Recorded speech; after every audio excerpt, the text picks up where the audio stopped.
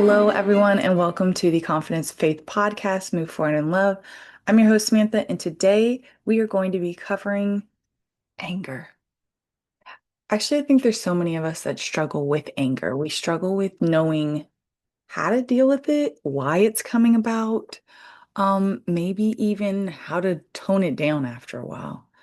Are you that person that's struggling 3 years later to not be spiteful to somebody? I mean, I have been.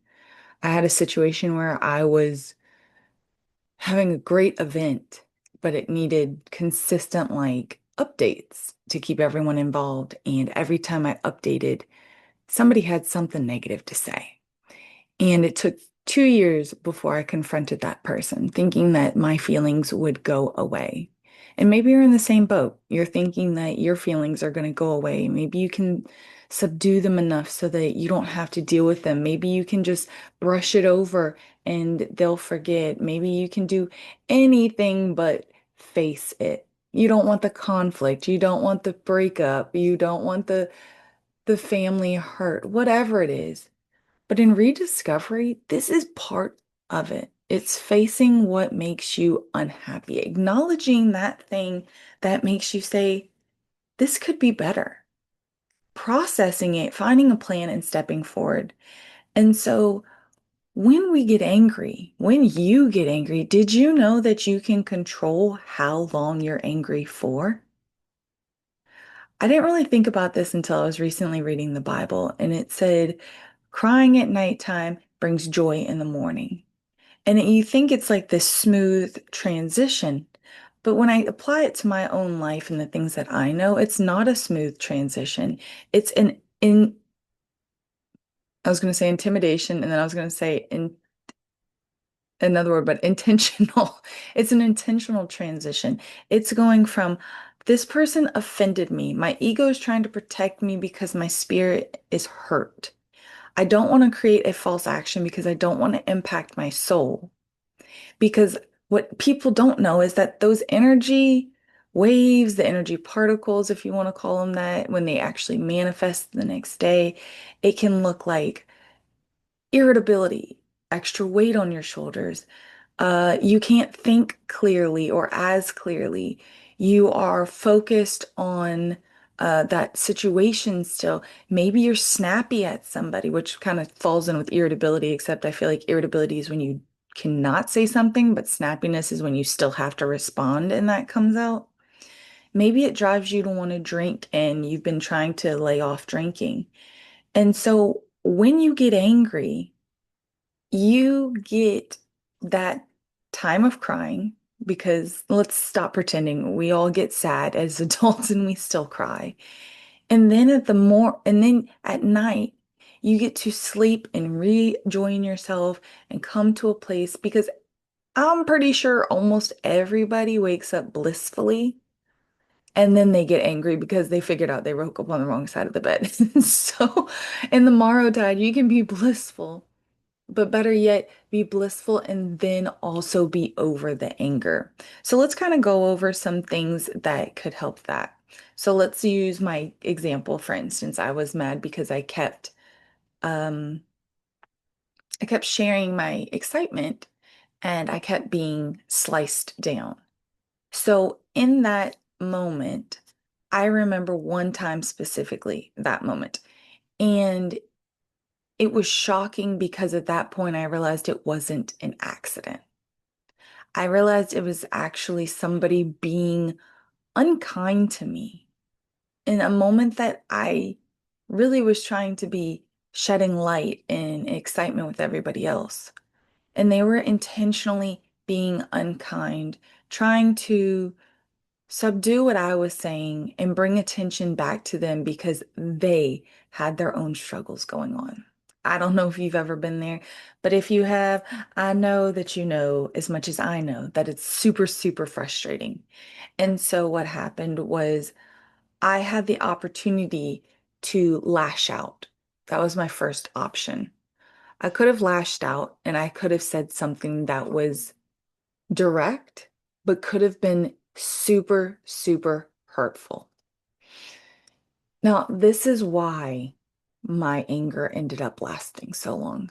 is because I felt I was taking the high road. I felt that I was doing the right thing by not lashing out, but I sat in irritability. I didn't say what I wanted to because I was being kind, but in that moment of kindness, I also felt that I didn't protect myself. I felt that I wasn't being the person that I should have been, that was saying, hey, you shouldn't treat me like that. I felt like I wasn't being authentic in a way because I let it go. And a lot of the times when you feel authentic, when you feel like you're not standing up for yourself, when you feel just insubordinate by your own means or by someone else's, you become even more defensive or you become more reclusive. You don't want to do either necessarily. If you become more defensive, then you need to kind of talk it out or vent it out. If you become more reclusive, you definitely need to talk it out. Because when you become reclusive, you cannot express those feelings because when you go back to express them, you might hear things in your head like, well, it's not that big of a deal, anyways. Well, you already let it pass this time. But that's not the point. The point is that every moment is a new decision. And if you chose to be subdued in that moment, like I did, thinking you were doing the right thing, but then you find out that you didn't, the next time it happens, stand up. If it doesn't go away in 2 weeks, stand up. Hey, can we talk? You said this. Are you upset? Is something going on in your world? It seems like you're trying to shut down my light. In your rediscovery, it's not subduing or rejecting or repulsing your light. It's bringing it to the forefront in a harmonious way that connects your inner self with the physical world that you have to live in so that your ego doesn't have to stand so strong all the time. If you're the one who becomes overly aggressive, see, I subdued it in public, but then in private, I became overly aggressive. That's not fair. That's not fair to your family, yourself, or your loved ones because that means that you're still harboring those feelings. You get to stand up for you. And if the person that you have a problem with does not allow you to stand up for you, you need to take a step back. You need to discover a new path where you don't have to be triggered, where your trauma situations, your broken love, the feeling of disappointment, the childhood inner wounds, they don't come flooding back in. They don't just make you feel less of a person. Because the thing is that if you end up on that route, it does not matter how much money you make. It doesn't matter how many cars you have. It doesn't matter what superficial lifestyle you're living. It will never, and I repeat, never fill the void of wanting to not be disrespected, wanting to be accepted, to belong fully as yourself, and wanting to know that you are surrounded by love. It doesn't matter. That's how materialism gets started. It's because you're trying to fill a void of success, importance, and status through items because you want to radiate that you have those things.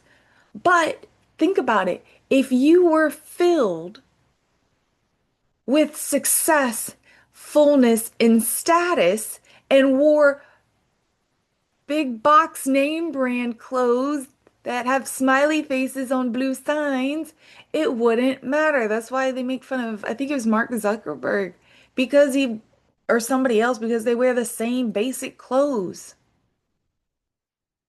Your anger not only resides within, it affects the people around, it involves the world around. Because remember, when you deal with somebody in this state, your actions cause their reaction.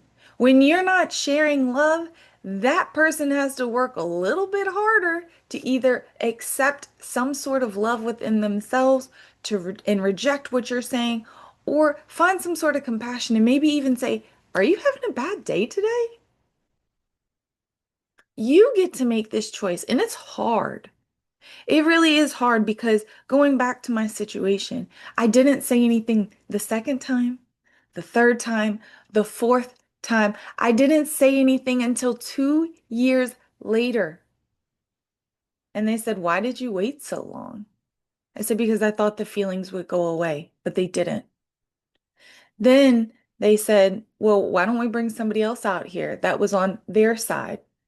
So it would be two against one." No, because when you approach somebody who has wronged you, the only reason you should have a third party is as if that person had been there before, like been with you when these things were happening and they can vouch, or that person's your problem. It is not needed for the world to know that you approach people and say, "We have a problem." It's not for the world to know that this person's this kind of way. Because remember, the person acts a certain way to everybody. And every time they react doesn't mean it's the same way. I had another situation where me and another person, one other person, and that person acted totally different towards me and towards the other person, but that person and I were the same. You don't need a crowd to say that you stood up for yourself because your ego necessarily, I'll say this, your ego does know the difference because if there's a huge crowd clapping for you, you're going to feel it. Your spirit knows the difference because your spirit will feel at peace. When you choose to tame your anger in the duration that you're angry, you can use techniques such as, "I'll be back in a minute." Write it down. Call someone. Take a quick jog. Um, Listen to music. Music that does not talk to the anger side of you, but music that has notes and sound waves. If you don't know anything about this, the sounds that you listen to impact you. I have taken a sound therapy class, and it specifically shows how certain sound frequencies can fix your DNA, can help different parts of your body organ-wise. The colors you use. Go stare outside. Outside has a natural pace of color, not like computers, not like your phones. Outside has natural light pace coming in. The colors out there are meant to stimulate you. It is imperative to connect. If you need to, take off your shoes and feel the little grass. It's called grounding. Hug someone that loves you. Hug yourself. Rub your shoulders. I mean, the list can go on and on. When you have anger, I will tell you, it is super, super hard to be in the moment and not react. And that's where the control comes in, and that's where the self-awareness comes in. So when you're able to say, "I am discontented in this section of my day, I'm discontent with what's going on."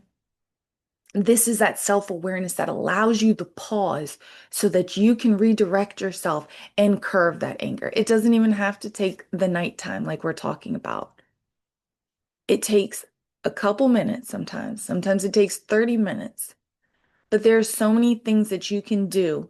I got to go to the bathroom. I got to go get some water. There are tons of things you can do, easy, hard, that can allow you to get on the right path. And so that's what I'm just trying to do is I'm trying to show you that your anger doesn't have to wait until the next day. But when the next day comes, I want you to wake up in bliss. I want you to feel relieved. I want you to feel as if you spoke your truth and you were heard, you were listened to, you were seen, and you respected your own boundaries as well as the boundaries of someone else. The highest love, the spiritual wellness is called agape love. It is the love of God nature, yourself, and those around. It is a selfless love. It is the selfless love. And compassion can flow from that space. What you need in anger is compassion, first for yourself because you're being triggered by something. And then you need compassion for others because one, they might not be educated enough to be aware of it. Two, they may just need a change in their life. Excuse me. Or three, what could three be? Maybe they need God. Maybe they've been struggling for a while. Maybe your response to them is that kick in the butt that they need to know that they need to change and it's time. Again, when we're going through things in life, it's either for us or for someone else. The dynamics are sort of tricky because we always feel in the physical sense that this was for us. Why is this happening to us? But sometimes what you don't understand in the moment is that it's not always about you. What if that person talking, like I was saying, had been contemplating the fact that they wanted to change? They just didn't know how to change, why to change, if it was truly needed. And when you come in, you say, "You offended me. You made me feel alone. You cut me deep. Why'd you do that? What is wrong? What's going on with you? This isn't how you normally act." Those are big, big wake-up calls. And it can even be from a stranger. God doesn't always work through the people you know. There's a stranger walking down the street that just tips your hat. There's another person who opens the door, and that act of kindness changed your day because everybody was against you that day. Our interactions are flawlessly done in the big plan, but effort is put in our little ones. Our little plans, though they may never turn out the way we really want them to, they impact us. They ripple into the world. They allow people to have hope when they've lost it.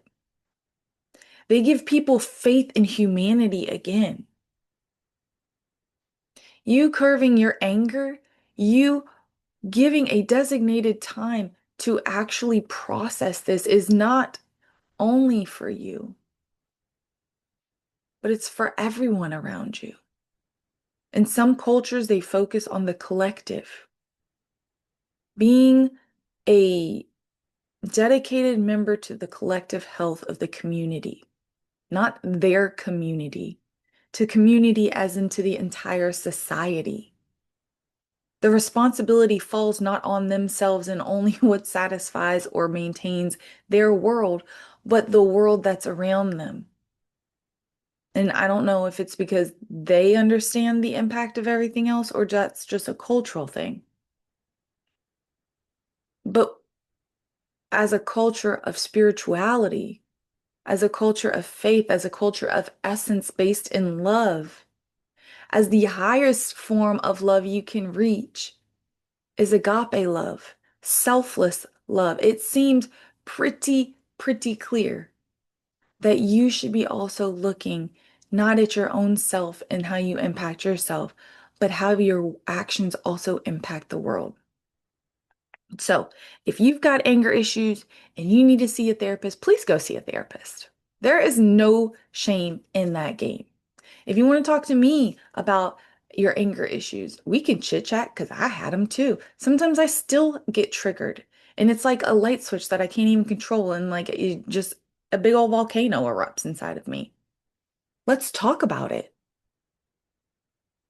If you need my services, I'll leave the link below.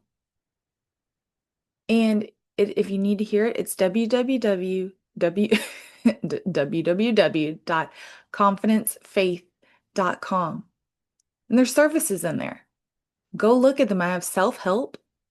You don't even really need me. I put everything in the books. Or I have guided help. And that's when you and I can sit down. I'm here to help because your relationships and your wellness are important. It's important for you, for me, for everybody, because whatever you're doing, it's going to end up returning to me through a different interaction. You are special. You deserve to rediscover yourself and live authentically. So let's do that. Let's change the world. Please subscribe. Please like. Let me know what you think of the video in the comments. And again, reach out if you need me. I'm here. I'll talk to y'all later.